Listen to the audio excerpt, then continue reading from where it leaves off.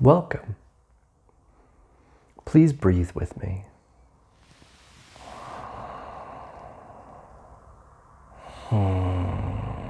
Just let that breath just wash in and out. Be at peace with everything that is.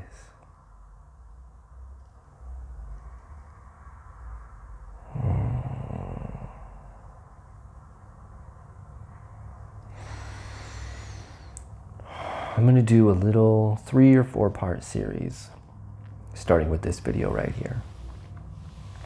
I'm going to talk about my experiences with God. And I just invite you to breathe with me, be in a calm place.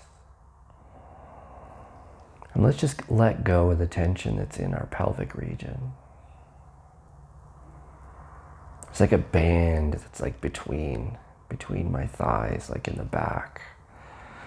And I can always tell I'm in a good place in meditation when I can get that to relax and just let go a little bit. It loves to hold on to the tension of the day. It's very root. It's very like down in there.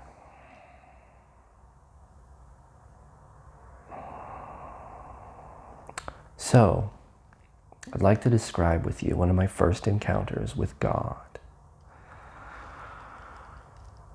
I wrote this down in a journal, came upon it in a box of some things my mom gave to me, and I'd completely forgotten about it up until about 3 or 4 years ago. And I don't know where I put the notebook. I've been looking for it. I feel like there's a message in there, something I wrote past me. But I want to say it was somewhere around 1982, 83. I would have been 7 or 8 years old. And my mom liked to make sure we always had some culture. And even back in Sheridan, Wyoming, the northern parts of that very unpopulated state, she made sure we got just a little bit of culture. And we went to a symphony. I think my sister was playing violin at the time, and we went just to check out. It was a traveling symphony, or I don't even remember what it was, but I remember that night going to bed, little 7-year-old me, and I remember praying, and I prayed to God. I said, how amazing it would be if I could just hear one note. Because I'd spent this evening listening to these beautiful notes that humans could make, and I'd grown up hearing about these scriptures of angels that were musical, and there was music in heaven. And so little me got down on my knees before bed, and I asked God, I said, just one note. What a pure, beautiful little prayer from a child.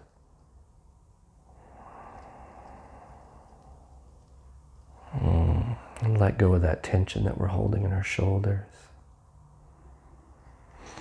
the back of our neck.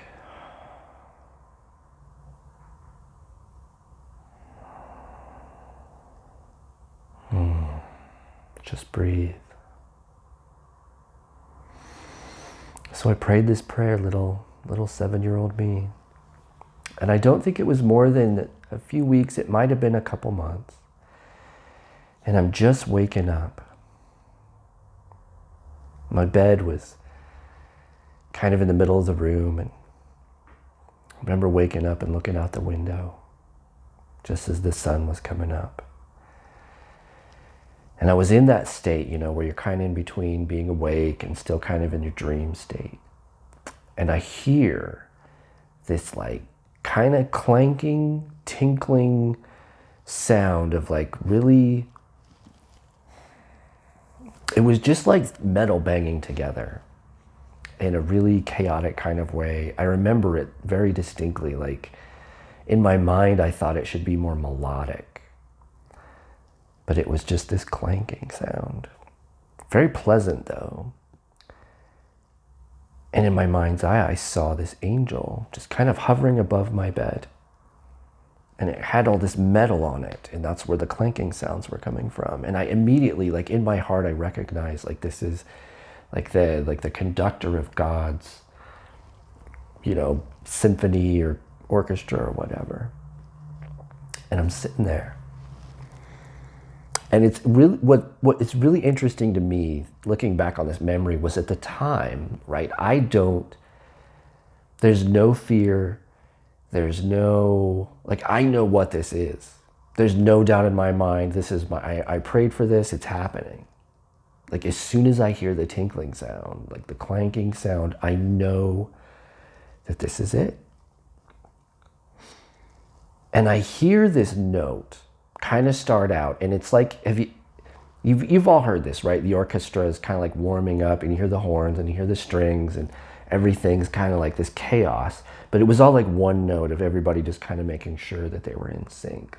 Just with the horns coming in and just all these different instruments.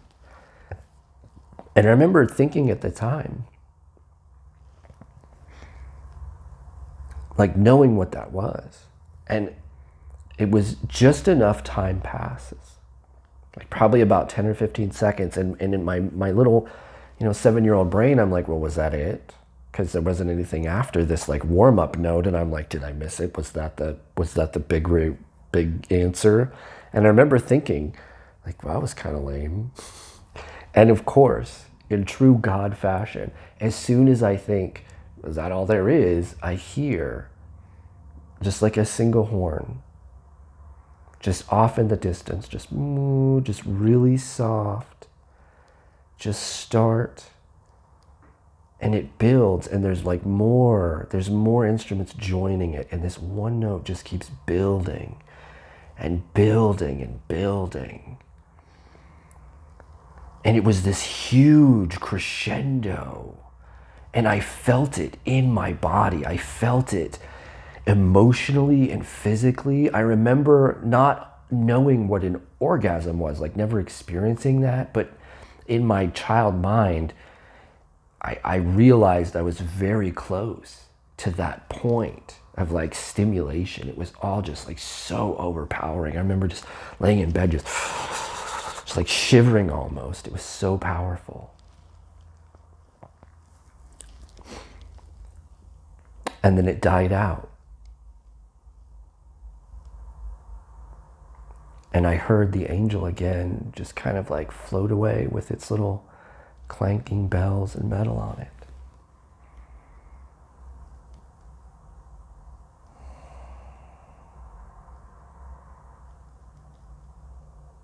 There's no doubt in my mind that God answered my prayer. Enough so, a little kid, 7-year-old me, I wrote it down in a book so that future me could dig through a box and read it and relive the experience.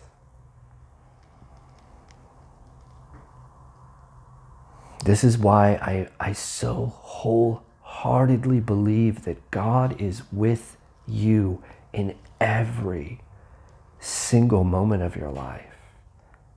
And I know that sounds crazy because it's we're bred to believe God is this slot machine.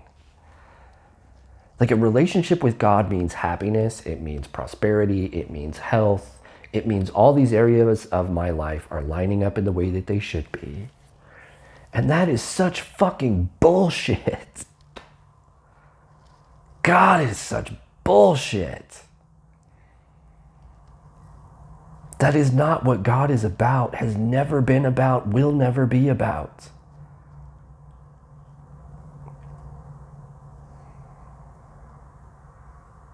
God is there experiencing your life with you in co-creation. Whatever your free will and his insanity cooks up in the moment, that's what you've got. And every once in a great while, it makes sense. And you can see the coincidences and the serendipity of it all, and it's magic, and it is so fucking cool. And the other 99.99999% of the time, it is fucking chaos and doesn't make any sense. And that is exactly how it's supposed to be. Because this form needs to figure out. Not figure out, it is part of the responsibility of this form to let go of the need to understand life.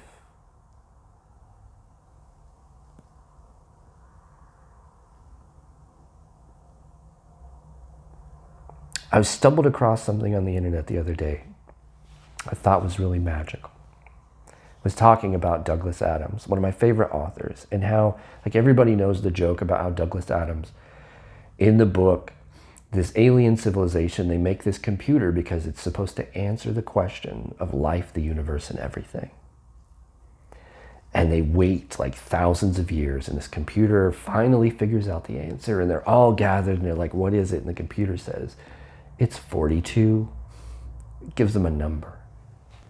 And the whole rest of the books are this little group of aliens and a couple humans trying to figure out what that means.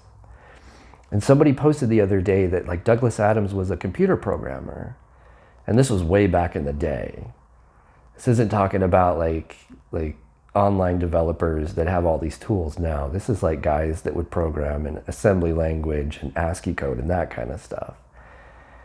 And this person pointed out that in ASCII, which is it's like a way of storing characters in a language, right? The 42nd character in ASCII is an asterisk, which in programming means a wild card. It's like the thing you assign to something if you don't know the value of it. Could be anything. Anything you want it to be. Some crazy British guy in a book put all that together. That much serendipity. That's how God works. That's how God works.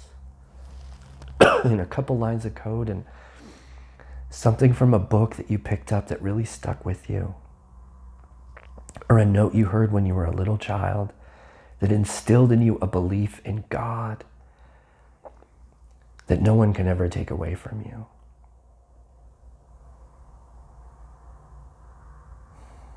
You don't need to understand it. It doesn't have to make sense.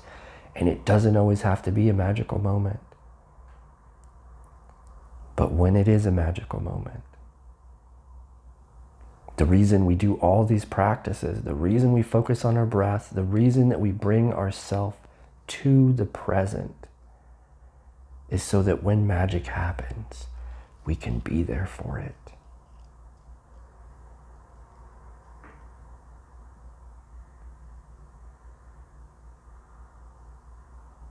You want to know how to live the most spiritual, righteous, God-like existence?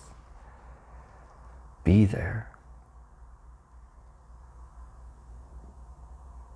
Every waking moment, every breath, be there.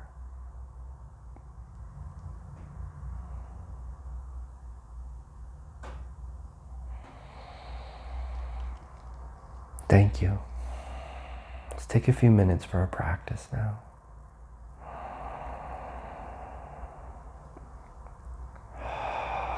Thank you. Thank you so much. I am so thankful for God.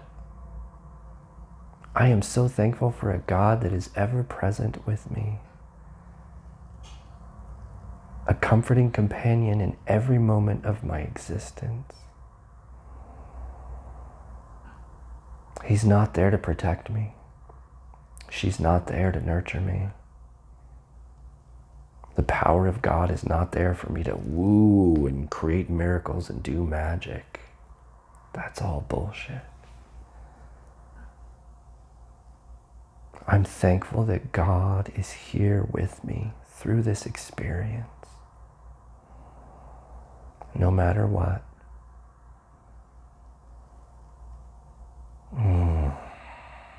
There he is.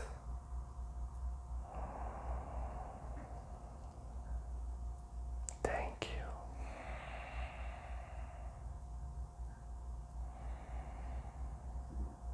Now let's bring to mind our local towns and communities. Our friends, the places we go to for business.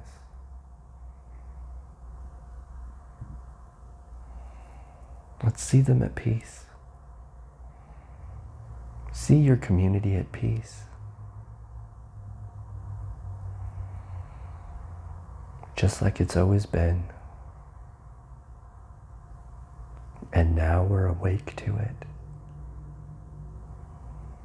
Now we can see where the peaceful things abound. And we can say, yeah, that's the shit. More of that, please.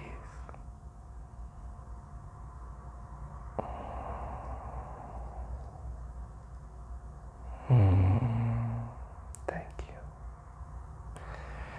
Thank you for taking a few minutes out of your day. Thank you for listening to one of my experiences about God and continuing with me in our daily practice. I love you so much. I pray that you're doing well. I pray that you're getting through everything that life throws at you.